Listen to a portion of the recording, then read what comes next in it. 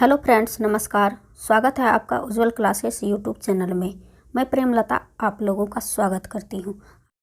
आज इस वीडियो में हम पर्यावरण अध्ययन के सिलेबस के बारे में जानेंगे। परीक्षा में इससे ही प्रश्न पूछे जाते हैं, तो किस प्रकार से सिलेबस को डिवाइड किया गया है वो हम देखेंगे। पर्यावरण अध्ययन के टोटल 30 क्वेश्चन पूछे जाते हैं। एनसीईआरटी की जो ईवीएस की बुक है उससे 15 क्वेश्चन पूछे जाते हैं। पेडागोगी से 15 क्वेश्चन पूछे जाते हैं। तो हम सिलेबस के अंदर क्या क्या है वो देख लेते हैं। तो सबसे पहले हम एनसीईआरटी की जो बुक है उसके आधार पर 15 क्वेश्चन कहाँ से पूछे जाते हैं वो देखते हैं। आप यहाँ पर देख सकते हैं पर्यावरण अध्ययन के अंदर क्या क्या आते हैं।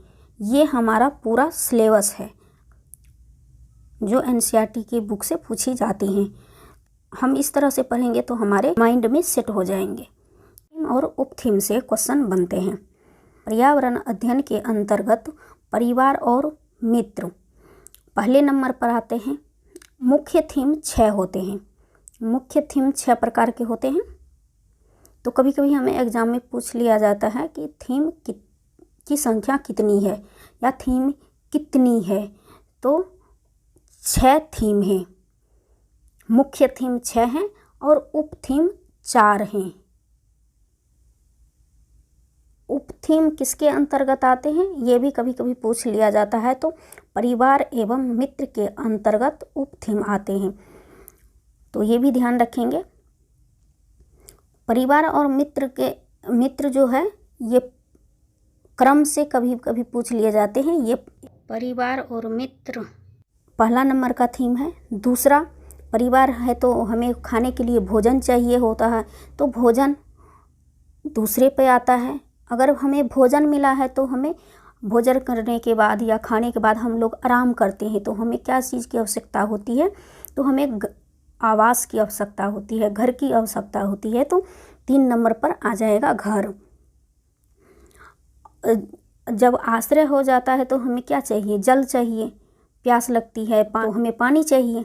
तो इसके लिए जो है हमें जल की आवश्यकता होती है, तो 4 नंबर पर जल हो जाएगा। जल के बाद हमें यात्रा करनी होती है, कहीं जाना होता है, तो उसके लिए भी हमें क्या चाहिए, गाड़ी चाहिए, ताकि हम एक जगह से दूसरे जगह जा सकें, तो यात्रा करते हैं। तो यात्रा भी मुख्य थीम के अंतर्गत आते हैं। तो ये 5 हो गया। छठा जो है जिसमें हम जो सोचते हैं और जो करते हैं इसके बारे में, इसके अंदर बहुत सारे चीज़ आते हैं। जैसे काम करना इसके अंतर्गत आते हैं। हम क्या चीज़ सोचते हैं, तो कभी कभी इसका कर्म भी पूछा जाता है, तो इसको हम क्रम से याद रख सकते हैं। यहाँ पर ये भी पूछा जा सकता है कि उपथीम किसके अंतर्गत आते हैं, तो उपथीम परिवार एवं मित्र के अंतर्गत आते हैं। उपथीम कितने हैं, 4 हैं।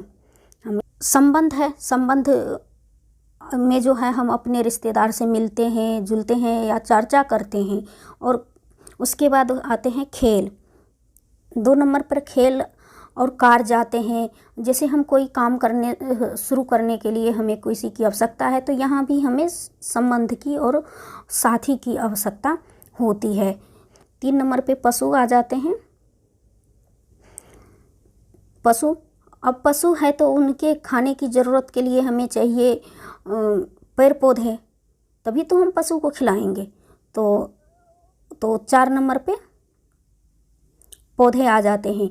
तब हम पौधे लगाना शुरू करते हैं, जो कि हमारे आवश्यकताएं किसी न किसी तरह से पूरा करते हैं, हम निर्भर रहते हैं। तो इतना चीज़ जो है 4 उपथीम, ये परिवार एवं मित्र की ज़रूरतें हैं, ये ध्यान रखेंगे।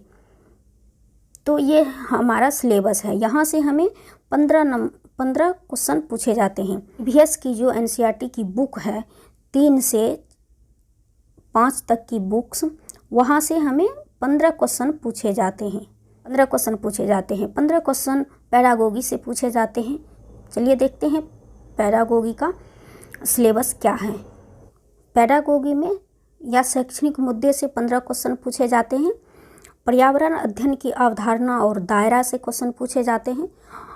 पर्यावरण अध्ययन का महत्व, एकीकृत पर्यावरण अध्ययन और पर्यावरण शिक्षा, सीखने के सिद्धांत, विज्ञान और सामाजिक विज्ञान का दायरा और संबंध, अवधारणाओं को प्रस्तुत करने के दृष्टिकोण, गतिविधियाँ, प्रयोग एवं व्यावहारिक कार्य, चर्चा, बातचीत, ये भी आते हैं।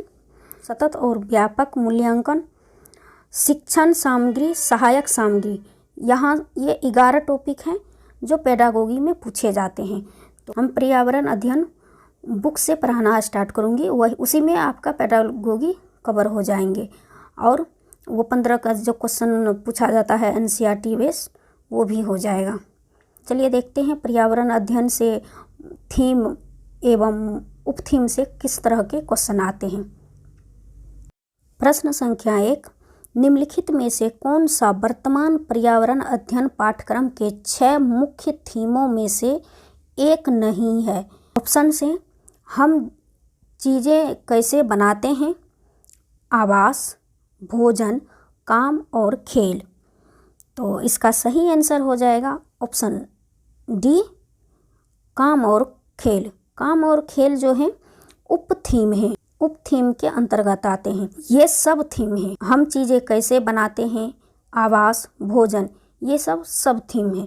आप यहाँ पर देख सकते हैं कार्य एवं खेल उप थीम में आते हैं। हमसे नहीं पूछा गया था चीज़ें कैसे सोचते हैं या कैसे बनाते हैं। हम जो चीज़ सोचते हैं और जो करते हैं, ये भोजन और आश्रय दे दिया गया था और कार्य एवं खेल। अगर हमें ये थीम पूरा सेटअप होगा माइंड में तो हम क्वेश्चन को आसानी से कर पाएंगे।